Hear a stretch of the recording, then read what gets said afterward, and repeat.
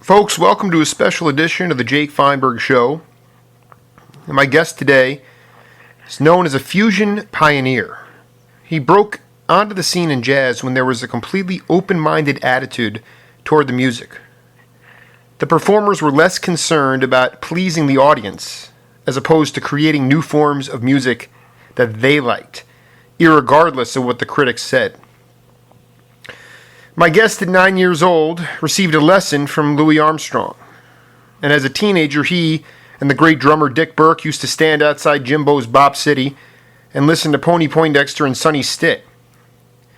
His albums in the early to mid-'70s represent the essence of searching jazz. Melodic, patient, groovy, percussion-laden, spiritual, organic, and most importantly, electronic. He remains a formidable player today. As well, he's on the faculty of Juilliard School of Music in New York. And I just found out from my friend Jack Kleinsinger that he's playing in a tribute concert for Sonny Fortune this spring. Eddie Henderson, it's a pleasure to welcome you to the Jake Feinberg Show. Believe me, it's my pleasure. I'm just smiling here while you were reading all of my history, and very flattering.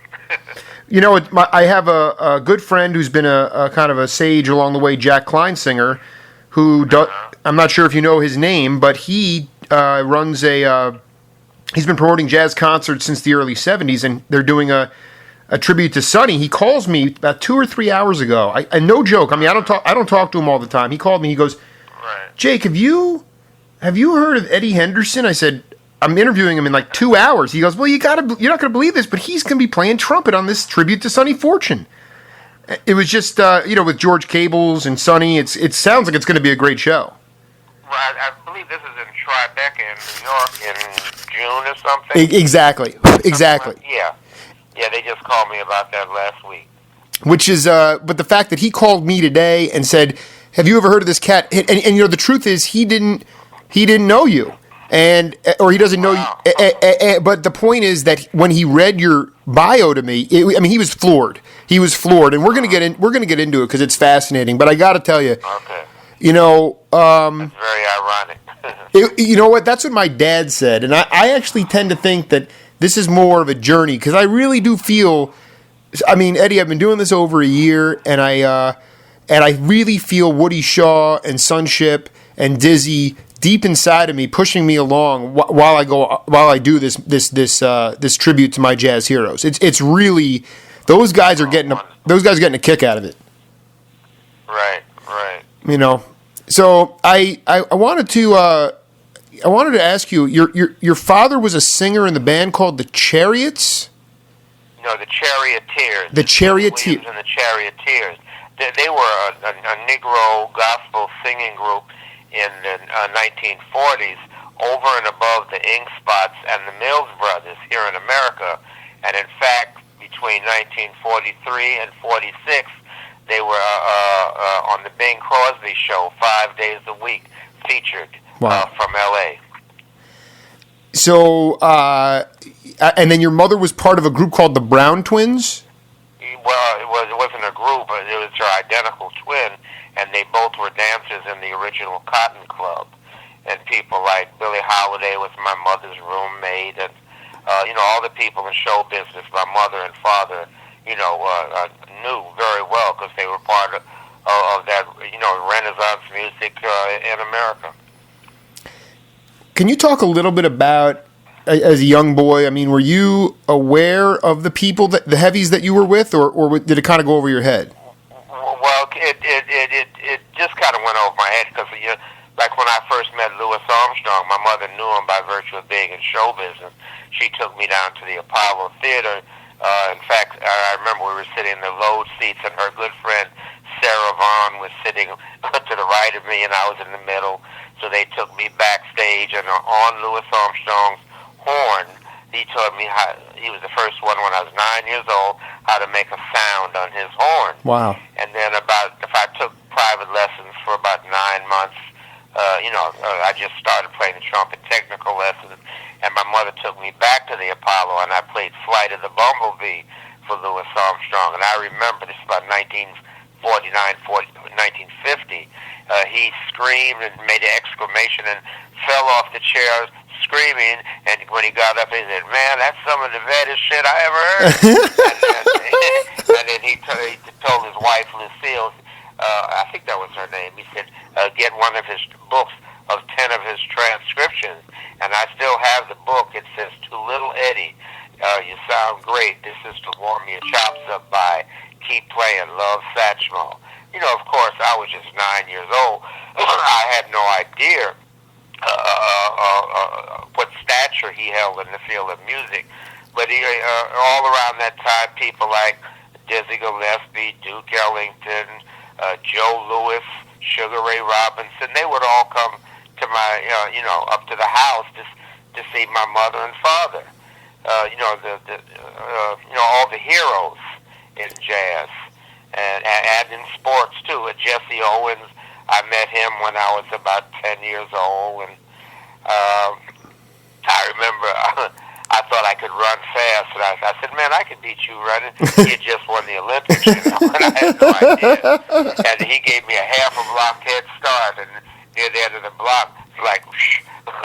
Wow. Like a jet plane passing me. I said, "Jesus Christ." I had no idea. All these kind of Duke Ellington, Count Basie, all these people would just come by the house. I just thought they were average people. Can you imagine Joe Louis and Sugar Ray Robinson? They were at the house. I just thought they were just normal people. Eddie, I'm losing my mind right now. Why? Okay, so your folks, your parents were they were actually extremely formidable musicians themselves. That's where the relationships with Duke and those guys came from. Right. Okay. Exactly. I was gonna say I didn't. On Ebony magazine. Yeah. Or Ebony magazine had a picture of my mother and Joe Louis. Right after he won the heavyweight championship of the world. I have pictures to back all this stuff up to show you I'm telling you the truth. No, Eddie, I know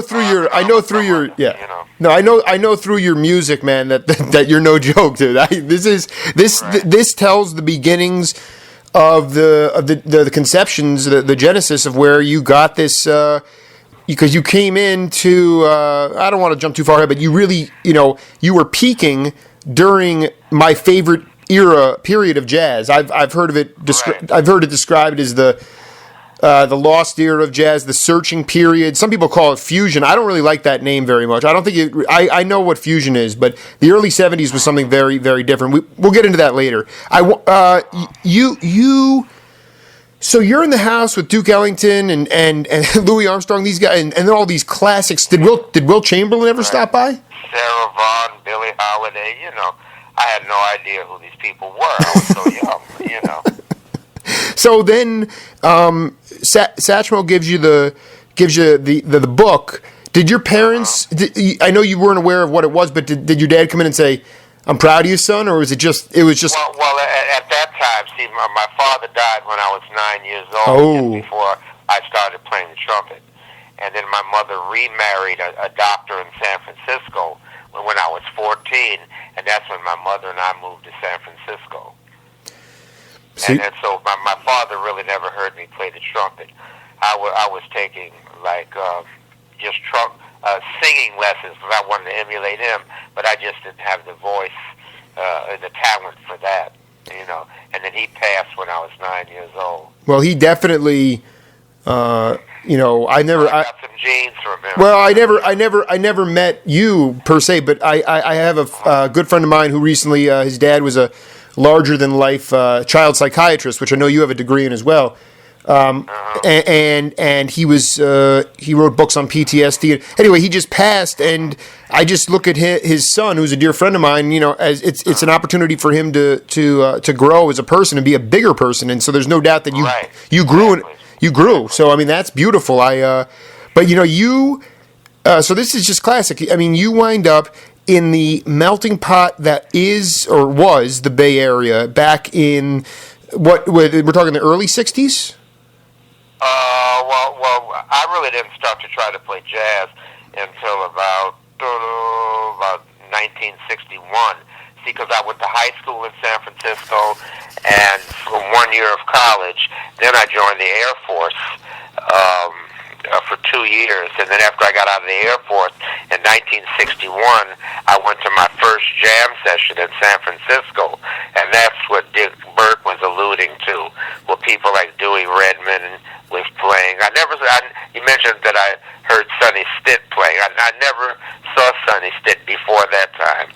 You know, I didn't see him in Bob City. I saw him in the late '60s. Right. No, you know, I was just getting caught up because I know what a legend Dick is in the field of jazz, and the fact that you got. I mean, very fortuitous that the two of you wound up collaborating. It was two real, innovators and brilliant minds. But talk to me a little bit about the Bay Area, the melting pot that it was with, you had Chicano pride, you had Afrocentric stuff going on, you had a lot of European. Well, I was first started going to Bob City because my stepfather, who was a doctor at that time, I just wanted to be a musician, but he kind of spurred me in a negative sense. He told me when I was 14 years old that I could never be a doctor like him. That was the closest thing to God. And he and I did not get along. Right. So to prove him wrong, that's why I went on the path to become a doctor. But I really wanted to just be a musician. But along the way, when I was in late high school and early college, one of our house guests for the whole week was one of his patients, Miles Davis. And I didn't know who Miles Davis was because I was going to the San Francisco Conservatory of Music at the time. And so Miles Davis took me in his car when he had that engagement for 2 weeks at the Black Hawk in San Francisco, those famous records. Yeah. Miles took me, just he and I were in the car, and took me to the gig. And that's when he had Cannonball and Coltrane in the band. And that's when the light went on for me.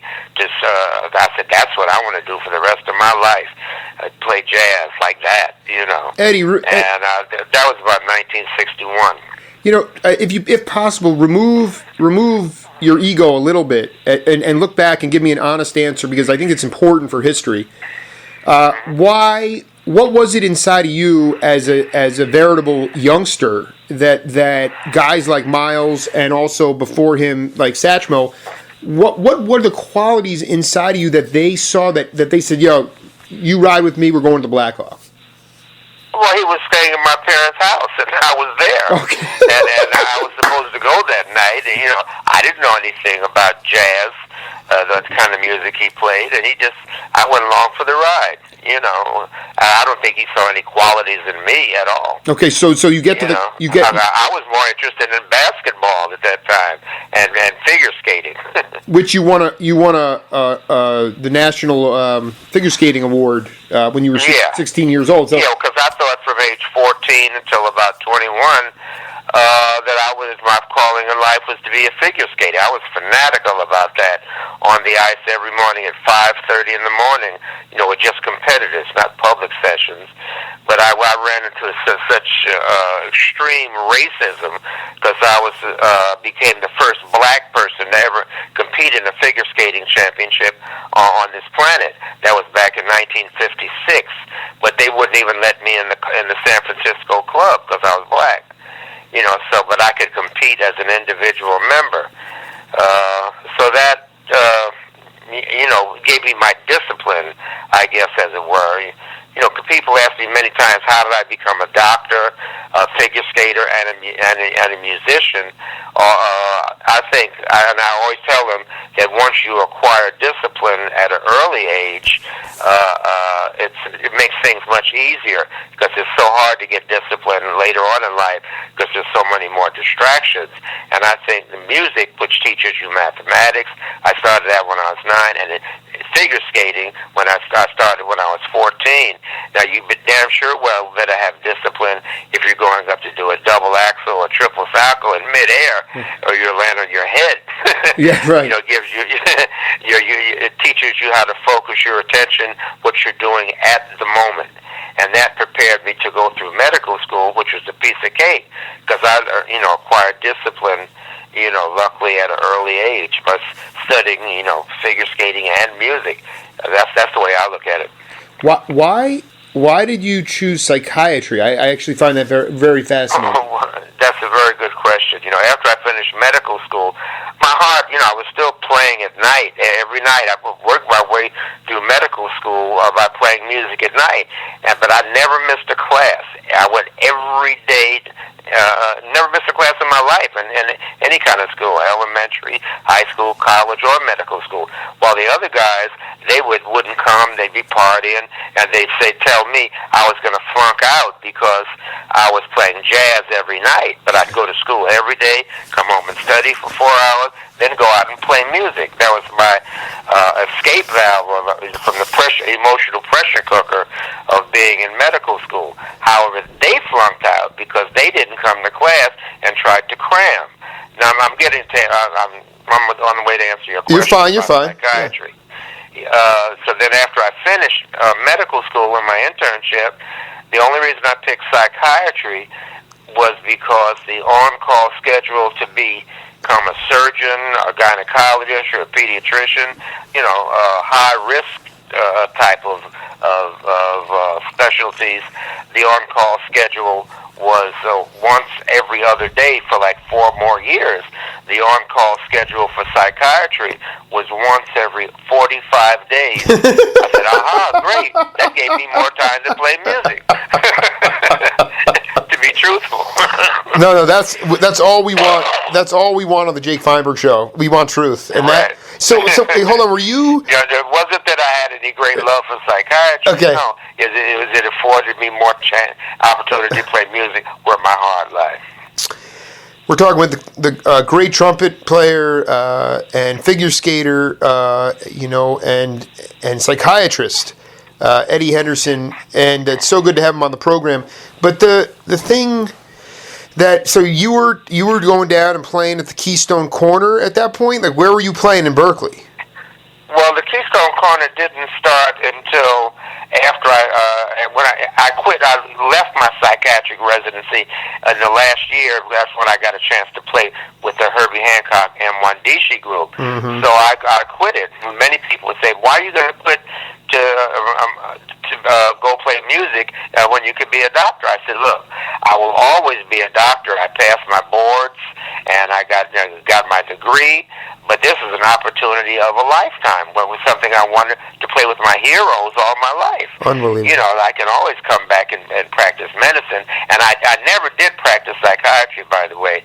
When I did practice medicine after the M1DC thing ended in 1973, I practiced medicine for about 12 years in San Francisco, but just general practice at a little clinic in San Francisco where the head doctor, I told him that I'm really interested in music, but I could work 4 hours a day part-time, but if I got a tour, I'd have to go. And he was gracious enough to tell me, "Well, look, lad, let me play a bongo and go along with you." Right.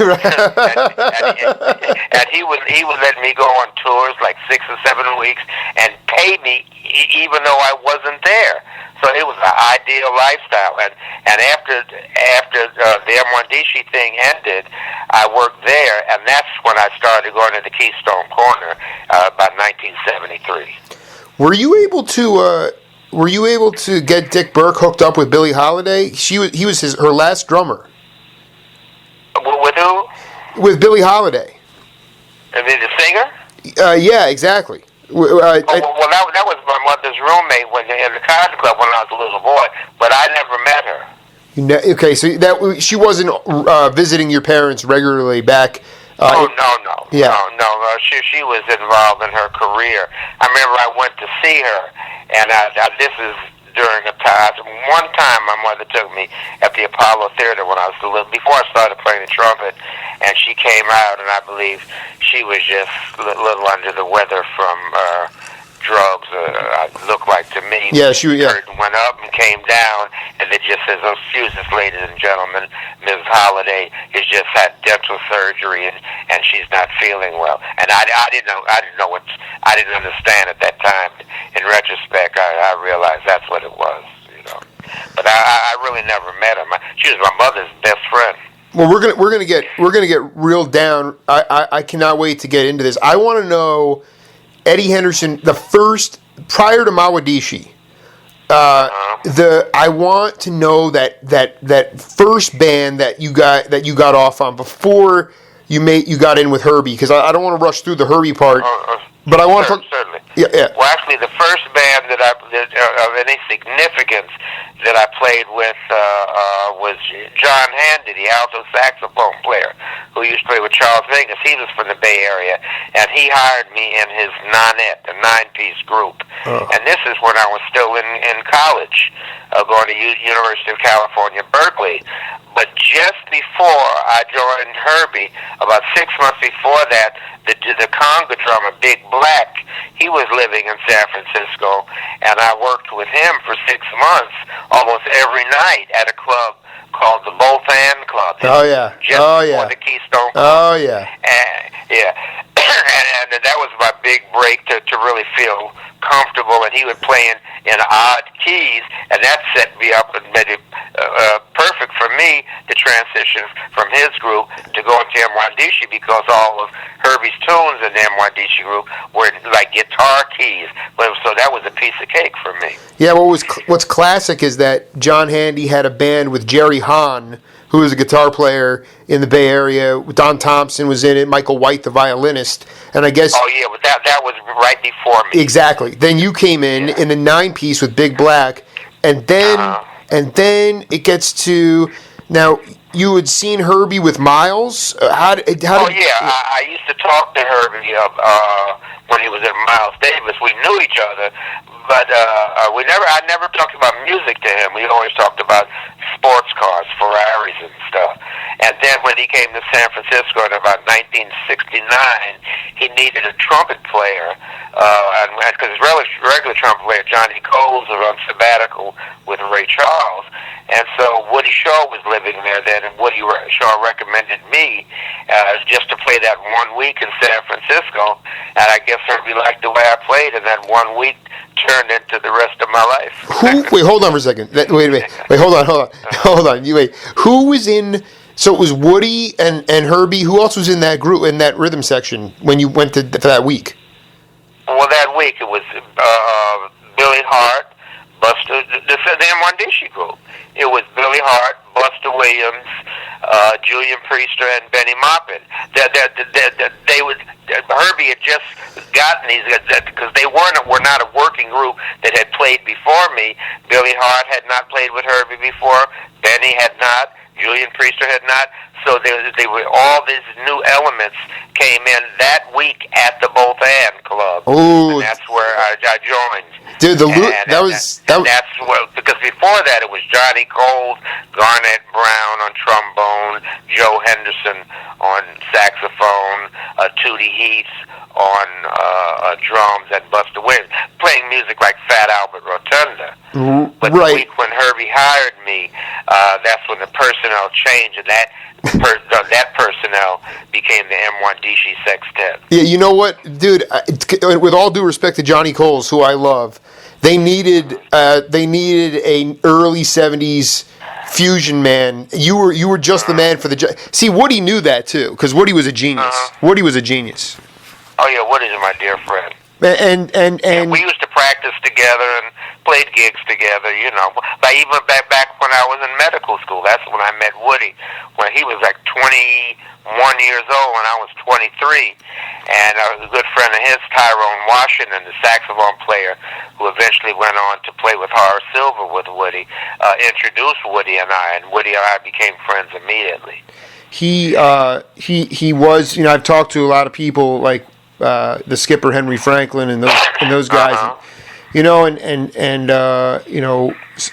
was a tortured soul though too. He had a dark side to him. He had many obstacles against him. Yeah. Yeah. No. And so you come into that group and you said it was an easy transition from Handy to the Mwandishi group. Well, it was easy transition from Big Black's group. Because it was just conga drums, saxophone. The saxophone player was Hadley Callman, and myself, and a guitar player. Who was the guitar player? And I don't remember. It was somebody that I never saw him again after that. You know what I'll tell you? It's just sort of like a rock guitar player. I was going to tell you that I love Hadley Callman so much. I would have been at every one of your. Did you guys play live? Did you play at coffee houses? Where would you guys play? At the Both Hands Club. But and that and El Matador, places like that. No, just the Both Hand Club. That's the only place we played. Oh boy! And so Big Black it was conga, sax, and trumpet. And guitar. Wow! Holy mama! Whoa! That's where are the recordings? Different combination. Yo, where's the recordings of that stuff? There were no record. We never recorded, but we played together for 6 months. I remember right before Herbie, Big Black had a gig at the Both Hand for like over a month or maybe 2 months, every night. And so that kind of, got my confidence up of playing with people like, Hadley and Big Black. And then ironically, Herbie came through and just needed a trumpet player for 1 week. And I knew all the tune. He had a rehearsal, but he didn't. He said, well, you can read. I wasn't reading. I just listened to all his records. So I knew his repertoire. He said, okay, I'll try you. And then and the next thing I knew, I'm in the band. What do you think about the idea? Just before Mawadishi, what do you think about the idea? Because of the fact you guys couldn't hear a lot of the stuff you were playing on a night in, night out basis. I find with musicians now, they play a show, they can plug into their Apple computer, they can record the show right away and listen back to it, and they get a little obsessed with it. Instead of with you guys, you couldn't hear what you were doing. So you just had to keep playing because you didn't know any better, and that kept you hungrier. I mean, is there any validity? Oh, absolutely. Well, we didn't have time to reflect or listen to what we played, what had been done yesterday. We were thinking about what we're going to do tomorrow or now. It wasn't like looking back in the past. We never had a chance to do that. It was always toward the future. Speaking of the future, Mawadishi, I mean, did you guys sit down and talk? Was it a very spiritual group? I mean, did you guys were you guys open spiritually? Because it seemed like that's where the music came from. It came from the cosmos. It didn't come from this earth. Well, at first when the band, those person all got together, we were playing the same music that the band before that, with Joe Henderson, Garnett Brown, Johnny Cole, Fat Albert Rotunda repertoire for about a month. And then all of a sudden we went to Chicago and had an engagement for a month at the London House, like a steakhouse. And that's right then is when the music just evolved on its own. Like we were all out, it was like a family. We would all read the same spiritual books at the same time, and we'd go together. There was no conscious talking about, well, we're going to do this or that. It's just something that happened organically. That doesn't sound like anything that goes on this earth, man. No. It was like a tidal wave. I think in everybody in that band's life, because nobody in the band, even Herbie, had not been in a band like that, and it changed every one of those members' lives. It became just it wasn't like separate individuals playing. It was like one organic being when we played together every night. And we were lucky enough to be together for 3.5 years, and we worked like 9 to 10 months a year. And it was just like a cosmic collage. It was life-changing for everybody in that band. Let me ask you a question. Did Buster play the upright and the electric? Both. And did Benny play that oboe or that whatever that thing's called, like the that crazy it was like a clarinet, but it was like a you're talking about the bass clarinet. It was just it had this sort of like serpent Middle Eastern sound. Right, exactly. It was so heady. Clarinet, yeah. Yeah, what do I need to do to get Benny Maupin to come on my show? He will not. He's still doing his thing, but he's he's too tied up. Yeah, well, that's Benny. Yeah, that's him. But everybody refers to the Mawadishi group as an electric group. None of the horns were ever electric. Herbie played electric piano, and sometimes on certain tunes, Buster played electric bass. But it was an acoustic group. But it sounded electric. Here's a question. It just had a unique sound to it. Groups like Weather Report, they would come when they first formed. They had never played a concert before, but they would always come to hear M1DC's concerts, and then when Downbeat magazine came out, they were voted the #1 group in the world, whether it was, and they had never played a concert, ever, yet. Yeah, was that's bizarre. Dig that. Yeah, I'll try to get my head around that. Yeah, I was going to ask you, did you guys, the Cannonballs Band from '73 was like, he had George Duke, Bay Area cat on keys, and Airto was playing percussion, Roy McCurdy, right. all those guys. And I remember, I see records live from the Troubadour in like Los Angeles, which was inherently a place for folk and psychedelic rock music, but yet there were jazz groups going to other places. You know where I'm getting to now. The point, the point is that it was multi-ethnic. It was diverse. You had Chicano, black, and white people all showing up to the same stuff because that's the way it was being billed, and it's different now. So, but at the Troubadour? Yeah. Sure. Yeah, well, the Troubadour is that club. We played there one time, and that was the downfall of the M1DC group. See, because Herbie's manager, David Rubinson, Herbie wasn't making any money during all those years. The band was getting paid $300 a week, which was big money then. And then Herbie was in debt to his manager, David Rubinson, $30,000. So David Rubinson had just hired a new group in his stable of artists. It was the Pointer Sisters. So he wanted to show Herbie that he couldn't make money playing with the M1DC group, that Herbie had to go commercial. So he booked the Pointer Sisters, which had never worked before, opposite Herbie at the Troubadour. A disaster. Of course, the Pointer Sisters went over like a household word, and we bombed because it wasn't that kind of a club to listen to the M1DC group. And so that's why Herbie made his change to the Headhunters. I cannot believe I just came up with the biggest buzzkill. I just basically said... Can you hear that? Can you imagine that? I can't believe of all venues in the entire United States or the world that I brought up the one that was the end of Rawadishi. You hit the nail in the head. That's the one that killed us. Oh my! So, but I mean, when that group kind of disbanded, you at that point it was clear that you were ready to make albums as a leader, and well, actually, I made albums. The Realization and Inside Out albums were during the M1DC group. Hold on for a second. Okay, so all right, let's go back for a minute. How did you get hooked up with Capricorn? And please tell me about the importance of Dr. Patrick Gleason. Okay. Well, Patrick Gleason, Realization. Patrick Gleason joined the M1DC group the last year that it was together. We were together 3 years. He joined.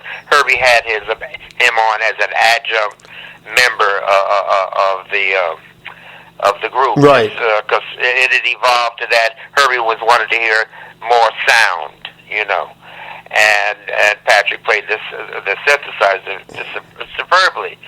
But when I made the Realization album, my first one with Capricorn, Skip Drinkwater was the producer, and I met him through my affiliation. He was producing Norman Connor's records while I was still with the M1DC group.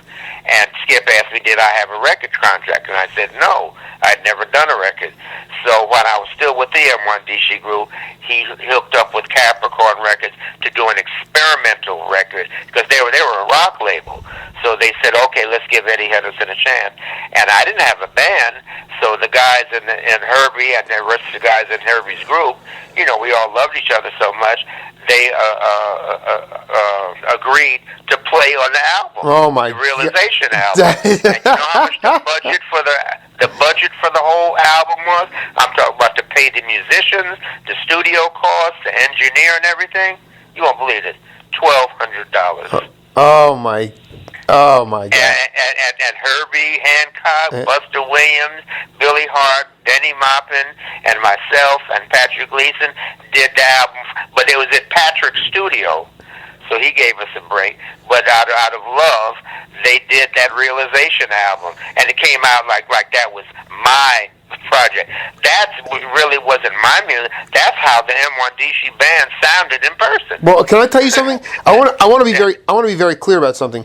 I have a pretty eclectic record collection, but it's really all based in that time period. And I can tell you that when that album goes up on a record site like eBay or something like that, it clearly says Eddie Henderson Realization. I mean, that is one of the coolest things is that really you are owner of that record. It's not like yo, this was the Mawadishi album. This was the Eddie Henderson Realization album, Capricorn, Libra, all that stuff. Sure.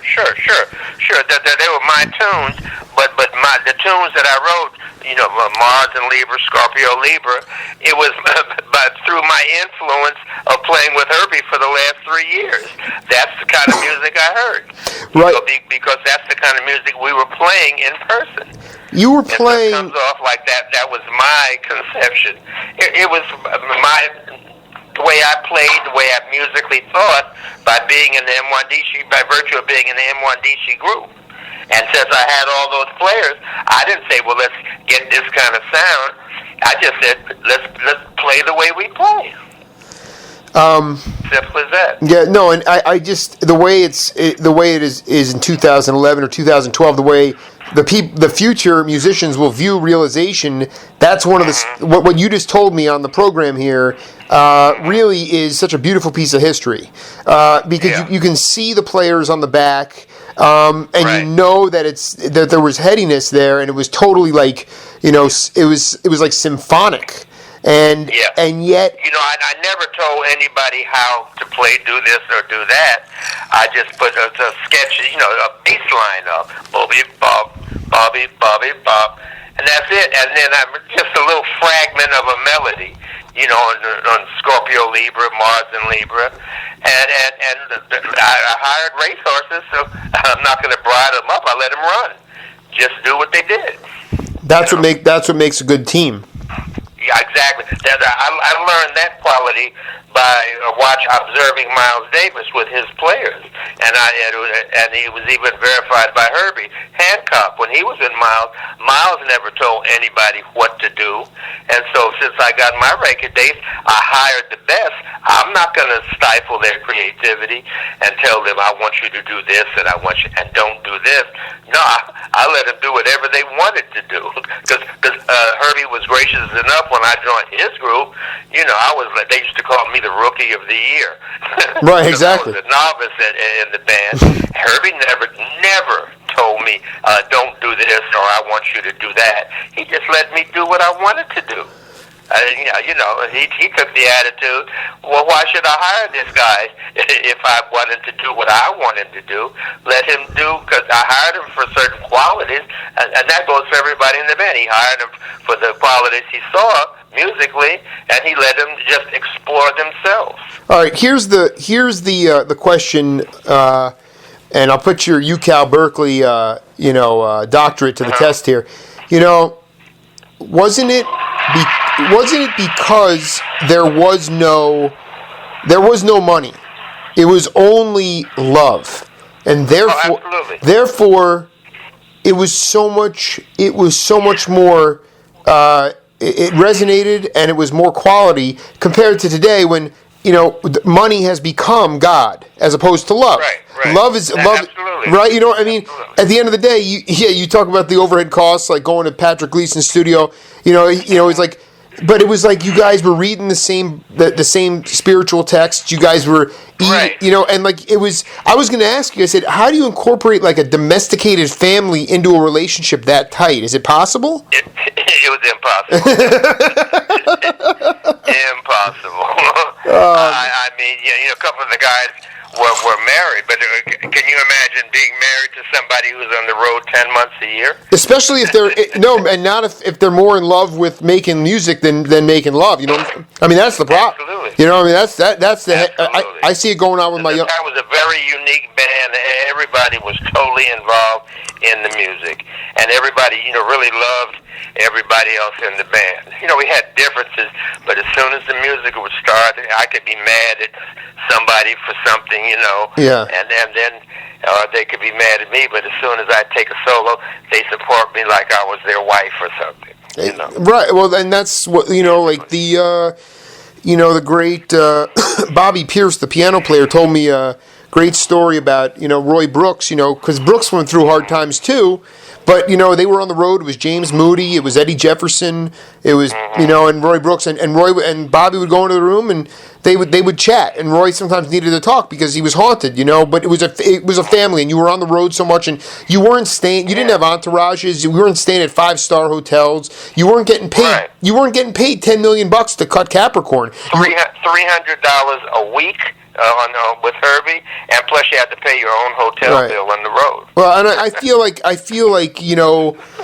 And that was good money. That was big money at that time. Well, I know that. I mean, because Mike Clark told me that when he auditioned for the Headhunters, but Herbie was really in debt, and that shocked me. Oh yeah. Herbie was broke. He was broke. Dead broke. Broke. Wow. Broke. Wow. Yeah, Herbie wanted to sell me one of his cars for $3,000 because he was broke. What was at this point? Did you how often did you cross paths with Miles? I saw Miles when the band would play like at the Vanguard, the M1DC group. Miles would come down all the time. He'd sit next to me and just say a few words of encouragement. And I remember one concert in Seattle with the M1DC group. Miles opened for us, and just when he finished, I was in the back room warming up just by myself in the dressing room. All of a sudden, I felt this eerie presence in the room. I turned around, and Miles was standing right there. I'm the only one playing. He's standing behind me and said, "Go ahead, Eddie. Go ahead." Can you picture that? My heart almost jumped out my mouth. Oh, my God. That's great. Yeah. We're back with legendary trumpet player Eddie Henderson for part 2 of our conversation. I thoroughly enjoyed part 1. I wanted to ask you, when you were in residency in New York, I was reading that you used to you would go up and visit Freddie Hubbard a lot. Well, this is when I was in medical school, not residency. I was in medical school at Howard University between 1964 and 1968, and practically every weekend, I'd drive up to New York, and hear people like Freddie Hubbard, Lee Morgan, Miles Davis, Coltrane, and I became friends with Freddie Hubbard and Lee. And so sometimes on Saturdays I'd go to Freddie's house, take him club hopping. He showed me things on the trumpet. And then on Sundays I'd go to Lee Morgan's house, and he would show me stuff. They were both very nice to me. It was like kind of like a fraternity, though, was it not? I mean, they just sort of... Absolutely. Yeah. The scene in the mid-'60s was, a family of musicians, and it was, about sharing information. A lot different from how it is nowadays. Eddie, can we just go back, because it's important? Mm-hmm. How did we get so far away from the fraternity of sharing? Well, I think that when the advent of when the music changed, where instead of the powers that be, the record companies, the promoters, the club owners, I say the record industry, they started dictating who were the new young lions. They take, if you were old, you reached a certain age, you didn't have that certain young look, and so they pick these young kids out of high school and make them overnight big stars. I'm not going to name any names. Right. That's fine. And how can these little young kids be a band leader when they've never even been a side man in any significant group? That is so interesting. That I always loved because the early 70s was that last chance where stalwarts like Art Blakey and Dizzy, like those guys were. There were institutions of music. Exactly, like man. Blakey, Exactly. Miles Davis's group, where you'd go in as a young, talented person, spend 5 years apprenticeship in those major groups where you learn the craft. and the art of how to play melodies and make them a living presence, and then how to make a solo, and then after those institutions left, all of a sudden, these young kids come out with no experience through an after school, on-the-job training institution, and so the craft was kind of lost, Yeah, no, and the thing I wonder about is also the idea that, like, you guys, like, did you guys want to pass the torch and the industry took it away from you, or like were the? Well, I never consciously thought about wanting to pass the torch. I was just involved in the love of the art form itself. I never thought about the responsibility of, okay, now I've got the baton, or I'm. Eddie, I wanted to ask you about Howard University as well, because we talk about the industry, like you just said it. While the business and the mentality shifted to younger, sexier, hipper kids, I'd say the values of, and I don't know this because I've never been to Howard, but I wonder, what does the Howard University look like today? I think it looks similar as far as the color of people's skin, but does it represent the same kind of, what was going on? When I was there in 1960, I'll give you a classic example. Go ahead. Up to that time, Benny Golson went to Howard University before me. The great Benny Golson. Sure. And at that time, Howard was subsidized by the white establishment powers that be. And jazz, there was no jazz program at all. And Benny Golson's most famous tune, Killer Joe, bum, bum, beam, beam, bum, bum, bum, has two dominant chords, 7 chords, just a whole step away from each other, and back and forth. That's Killer Joe. That Benny Golson, world famous. The harmony teacher at Howard University gave Benny Golson an F in harmony, flunked him, and said that's against the law to do that. And jazz was not allowed at Howard. Right. But when I got there in 1964, I go to medical school during the day, but I'd go to the music department at night and practice. And all my friends were musicians. And so all of a sudden I'm practicing, jazz phrases in the practice room on the Howard campus. 1964, the door opens and this elderly black gentleman says to me, quote unquote, that doesn't sound like Beethoven or Bach to me. No. And I said, well, no, it's jazz. Quote unquote, this elderly black gentleman says, jazz music is vulgar, the N-word music, and it was not allowed to be played within the walls of Howard University. Holy! I didn't know who he was. He was the dean of the music school. and then so I answered him. Holy back. God! I said, "Are you crazy? This is black people's music." And so he says, "Well, I don't recognize you. You're not in the music school." So I said, "Well, no, I'm in medical school." He said, "Well, I wouldn't go try to see a patient in the hospital." I answered him back, quote unquote, the dean of the music school. I didn't know who he was. I said, "That's because you're not qualified." Right. Exactly. Exactly. And then he turned, red as a beet, and exiled me from the practice room. I wasn't allowed to come in the music department and practice because I was playing jazz. And he hired an armed guard to patrol the practice room, to look in the window to make sure people were not playing jazz, practicing jazz. Well, after about a month after I was exiled, this is in mid-1964, I snuck back in. I'm practicing. The door opens, and Mr. Colvin, that was the armed guard, pulled his gun out and cocked it and said, "That's swinging too hard. You got to get out of here." Pulled a gun on me. Oh, dude. And so that shows you the state of the arts or the environment at Howard University in terms of quote unquote jazz. And then when Dean Lawson, that gentleman I had the little tete-a-tete with, had a heart attack right after I graduated medical school, that's when Donald Byrd came there and became the acting dean and instituted a jazz program at Howard in 1969. Right, because I talked to Kevin Toney, and he was there. Yeah, he was there. he was a protege of Bird's, and obviously they went on to the Blackbirds. Right. Well, Kevin Tony was there after I graduated from medical school, and because I was out in California. Did you ever, if they came through the Keystone Corner when they were cutting their albums, would you get in on that gig? Huh? Would you play a gig with the Blackbirds if they were in San Francisco, like back in the early '70s?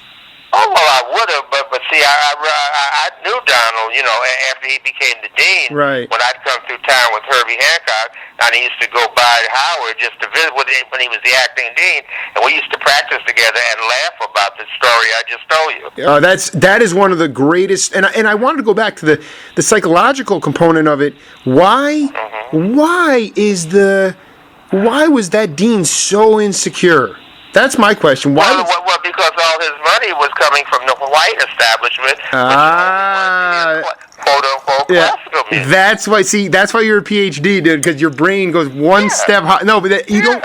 Yeah, exactly. It all goes back to. When I was in undergraduate school, University of California, before I went to Howard, there was no such thing as like all colleges have jazz bands now. There was no jazz band. When I went to medical school at Howard University, there was no jazz band. This only happened, I would say, late 1960s or early 70s, where they started having jazz bands in colleges. Well, at least black colleges. And actually, as it turned out that as those schools evolved in our society, they become real sort of money making. Even though it's great for former players to have jobs. I think that's very important. But at the same, at the same time, have some security in terms of what their art form. No, but the difference today is, again, it's hard for me to really envision when you were not in your. I'm going to screw this up again. At UC Berkeley, you were doing your undergrad or your graduate. You were getting your undergraduate. Okay, and you were going to the Keystone every night to play. No. The Keystone wasn't even there then. The Keystone didn't come about until 1973. I was doing my undergraduate, which from 61 to 64. But you still went out and were able to play every night. It was just different clubs. Oh, well, that's when I used to go to Bob City. We were talking about that in the last interview. But this is like 61 through 64. Right. I was just beginning to learn the art form of jazz, and go to jam sessions and clubs and try to sit in. I'm gonna say that the two distinct things. You tell me your opinion on this. From my research, two of the things that are inhibiting the ability of new sound or the ability of jazz to evolve is one. Lack of accessibility in as far as the amount of clubs, the amount of places to play, and the fact that clubs used to stay open till 5 in the morning. You'd have jam sessions. They may not serve alcohol. Oh, yeah. They may not serve alcohol. Like Bob City was open exactly. from 2 in the morning until 6, and then at 6 in the morning there was another. This is in San Francisco. Right. Then another club was open till 6 until noon. And so people would be up they go to the clubs here, the major artists play, then they go to the jam session all night and all morning, trying to emulate. They don't have anything like that anymore. A drummer from Sacramento, great drummer Bill Vitt, he said that Mothers Against Drunk Driving had a lot to do with the bars closing down earlier, and I think he's. I don't know about that. I know because but to me it's like it's true. A lot of kids were going home tanked at 3 or 4 in the morning, and probably that's when the most incidents occur. But the point is, but that didn't have anything to do with jazz, because those kids who were drunk, they weren't going to jazz clubs, so you can't blame that on jazz. Really? I don't think so. But if you're, what I saw, no. You know what it was though? Like, it was the ability to be heard. And it's harder now in our society when there are certain clubs that are set up for established artists or other places that quote unquote have jazz, but you got to play what the people want to hear, what's recognizable, as opposed to playing your own sound. And I wonder how we can even make small inroads, sort of back in the other direction, if at all. Well, when I was coming up, like before I was even of age, before I was 18, my stepfather used to take me to the Black Hawk and hear Miles Davis, and in the Black Hawk they had a chicken wired fence, and all the underage people could sit behind that fence where they didn't serve drinks. The Peanut Gallery. Yeah. Yeah, sort of. But you could see and hear the music live, but you just couldn't drink. That was their answer. That was the Black Hawks' answer to letting younger generations hear it. I never saw that anywhere else. I was reading back. You did an interview with All About Jazz, and you were talking about the idea like Miles came a second time after you. Like, I didn't really realize this, but you didn't know who he was. The first, I didn't. Had no idea. And I'd heard the name, but I was more interested in playing basketball and ice skating, and also going for my weekly trumpet lesson, playing classical music at the conservatory. And then when I heard and saw him play, I said to the first time he came through and took me to the gig at the Black Hawk, I said, that's what I want to do the rest of my life. Dude, that didn't. His sound and just the music with he and Coltrane and Cannonball and Philly Joe. I said, the light went on in my head. Oh, there it is. But that's great, because so Eddie, I mean, do you feel? I mean, to me, you are the first, and I've done over 100 interviews with all these cats from right around your, a little bit older than you, a little bit younger than you, right in the same age bracket. And they all have their stories of how they got to certain places. Really boils down to a lot of just dedication and hard work, but and timing. But for you, and I don't want to get too spiritual, but it seems you're the first one to really that it's otherworldly. It seems to me like when I heard that music, it was like and then said in person when you see. Like Miles Davis, it almost appeared supernatural. Seeing Coltrane, it looked like God's playing. Jesus. It was an eerie thing, and the Miles' sound, it just stood out from everything else, that you'd hear other good musicians play. It was just like another world, And then, and it really touched something inside me that I'll never forget, and awakened something inside of me. And I said, well, there it is. That's what I want to strive for. Now let me ask you a question though. Because you're up there with the heavyweights, with the idea of the Miles and not just seeing them, but also the guts and the bravado to go up to them and basically, and go up and then go up and confront them and then actually play with them or play in front of them. So I mean, like, you're taking all these steps, and then I was so young, if I was older, I probably would have gotten nervous. It's so funny. But see, I didn't really know who these people were. I thought they were just average people who I liked the way they played. I didn't know that they were so-called, quote-unquote, gods of the music, And then you actually became... And the older I got, the more I realized that's the real deal. when you because you were not just touched by them, like in like a friendship, but actually like a playing environment. Then you went to Mwadishi with Herbie. So, and you've done, so much. But what I say to myself is, how do you see yourself in your life now? Like, how do you want to give back? And do you feel at some point, if you stopped working hard, would you lose that sort of sparkle? Because you got a little bit higher faith order than I'd say most cats that are on the ground. Yeah. Well, I think like you mentioned, you coined the word a little earlier. Your timing. I just happened to be at the right place at the right time. Like when Herbie hired me, he was just looking for a trumpet player, but I had known him, beforehand. But he heard I played trumpet, but he really didn't believe. He didn't take it seriously, and it was just like serendipity, I guess.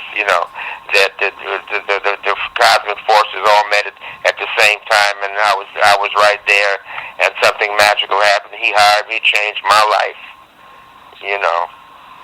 And while other cats had been around longer than me, more experienced, they just didn't have that right circumstances to carry on. Hold the phone just a second. No problem.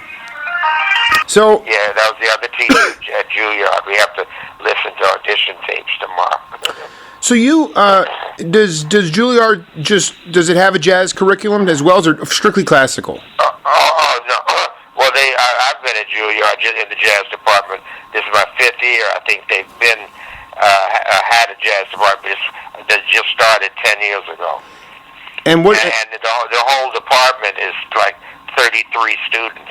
That's undergraduate, master's, and artist diploma. Only 33 students total student body. Now that is like the idea there is that there's just you guys are crafting like the perfect specimens, like or Yes. or that's a good way to put it. But Yeah. they have a wonderful faculty. They got people like Ron Carter, Wow. teaching bass, Kenny Barron on piano. Real journeymen, not just school teachers giving homework, but don't really actively play. All the teachers at Juilliard are active, famous players. right. But then I remember I had a pretty funny conversation with Ron Carter because it got pretty political, and I think that he wasn't really expecting it, and so it threw him off. And so, but he. What he said to me was, people now have these creature comforts, these amenities in their homes that they didn't have before, so people aren't going out to see live music. And I guess, to me, that's a hindrance, especially towards an art form like jazz, which really needs to be seen in a sort of, in a sweaty, sort of jazz like setting where it's visceral. You feel me on that? Yeah.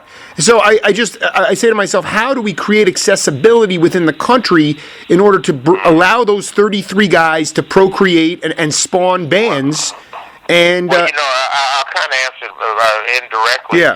We found within the last year that a lot of the students who are accepted in there, the young kids, they sound good, but they're really improvising, but they're playing kind of over their heads more by ear than by knowledge. And in terms of knowing just standard tunes, there's a big lack of knowledge of standard tunes. right. And so that's been the push this year. Because, nowadays, how do they know what the young kids, what records to buy? All the record stores are closed, JVR or Tower Records. Right. They're all closed, and the way you buy records is just off Amazon or off the internet. And with all the voluminous amount of records they have nowadays, with the new artists, these kids, if they buy those records, they don't learn the tradition and the building blocks. And so now we've got to push at Juilliard to buy the old classic records of the major stars like Charlie Parker, Miles Davis, so they can go step by step and emulate the solos like I did, rather than start off by learning Ornette Coleman. Actually, transcription or go Coltrane solos at the end. It doesn't help them really assimilate and incorporate, the understanding about how to improvise. Eddie, I think truthfully, I have so much fun talking to you because it just seems like we're just running the fast break the entire time. Right. But it's like, I guess, like you were literally. This book that I want to write is essentially about the last generation of jazz, which is your generation. Somehow the sound, and it had everything to do with FM radio and the industry. But you were right at the tail end. I would literally say Heritage was the last really. And a lot of people will disagree with this, but it was really the last exploratory album with your generation that really sort of like, I don't think I have a lot of straight jazz. Things got real straight after 76, 77. I don't know what happened. Yeah, I totally agree with you there. Yeah, after Heritage and the Sunburst and stuff, that try to explore sound. Then it went back and became a little more conventional. More conventional. Don't you agree? And it seemed to me it was like the only way a jazz label could survive is if they did something that was safe and conventional and easy for people to listen to. And I totally agree with you. Instead of like, Dr. How do you say the Dr. Maganga? Dr. Mganga. Dr. Yeah, Dr. Mganga. Well, Mganga was the name. Everybody in Herbie Hancock's group had a Swahili name given to them by the other members of the group according to their personal characteristics as the other guys saw him. Mganga just meant doctor, since I was a doctor. Of course. No, and I saw that the other day on like a Norman Connors album that you were on. Right. And right. Mganga, yeah. You know, one question I had for you, really fascinating question. Do you think that some of these younger cats that you're teaching right now that you're trying to give them the building blocks? How about like Joe Henderson, or yourself? The idea, what caught my ear last time was the idea that you guys were all reading spiritual texts, and the idea of sort of reading history and reading about faith, and sort of through that spirituality being able to create their own sound. I mean, Joe Henderson spoke multiple languages. He was a pretty I heard. I didn't know that, but I learned that recently. And like yourself, like you guys were. I mean, you were a PhD, so it's like I'm not trying to say these kids aren't bright. I just say they're lacking in history because of the technology that has occurred in our society. Everything now is, if you met Miles now, with the way the media is, Miles you would be like, oh my God, I just met Miles, But now, before you didn't. So I mean, do you encourage them at all to become a little bit more like read? Do you recommend books for them? Do you recommend different type of texts, or is it just strictly music? Well, I like to give each student 15 one-hour lessons per semester. And so, plus they have other courses to take, ensembles, big bands, and regular classes, in English and stuff like that. And so they don't have time to have any more on their plate. They're about to gag with the information that's trying to be shoved down their throat as it is, right. And learn new tunes, and and give them the exercises I give them, and then suggest their listening vocabulary. What records to listen to. They don't have any time to read spiritual books. Was Sunburst the first album where the word fusion was actually created? You guys were not saying, "Yo, let's make some fusion." No.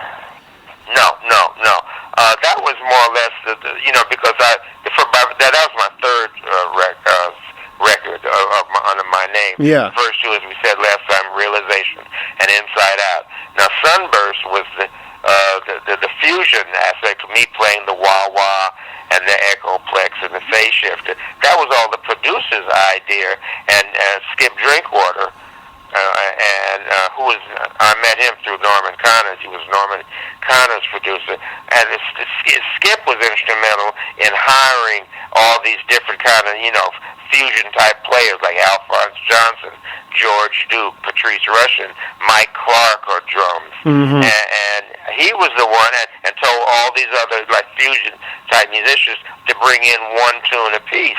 And then when we put the album together, that was Sunburst. It wasn't my conscious idea at all. I was so immature and open to any suggestions.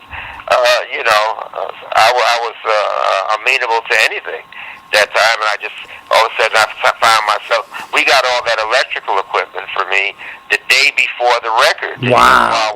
Wow! And it was just like beginner's luck. Everything to sound like it, because that's a scientific thing. You have to study how to hook the waves of the echo up. With the beat and everything. It was just beginner's luck that everything was in sync. Sound like I knew what I was doing. I was like a little kid in a candy store. Yeah, that's the way I feel. Tell you the truth. Well, I mean, that's on this journey that I'm on, being able to interview cats like yourself. I feel like a kid in a candy store right now. Right. Right. And but it's a funny story about all that electrical equipment. I think to myself, with the Echoplex, I used to think when I'm playing, I'd take it to a jam session, right? And plug it into Echoplex and think to myself, wow, Eddie, you sure have a big, beautiful sound. And while I'm playing my solo, right? I love it. And then all of a sudden somebody accidentally knocked the plug out of the wall. And all the echo and the beautiful, lush sound vanished. finished, and I said, whoops. So I gave all that electrical equipment away. I said to myself, Eddie, you got to go back to the drawing board and get your own sound again. You know, and it's funny because you had the Echoplex and the wah-wah, and then of course I think George Duke was on that album too. So I can't imagine the kind of electric piano apparatuses that were brought in there as well. Oh yeah, he looked like he was driving the Apollo 13, the space shuttle. Yeah, right. It was like an old telephone operator, you know. Right, exactly. Holy cow, that's good. Well, Eddie, listen, I gotta tell you, this was a blast, and you know, I would love at some point. I mean, I'm only 33, but I'm becoming a historian pretty quick, and I would love to come guest lecture with your students sometime and give them some albums, you know, from the Cal Tjader era and from other, you know, not necessarily like Parker, like Bird and Miles. Like I'm not that cogent, but man, I am locked into the late '60s and early '70s, and I think that sound is important as well.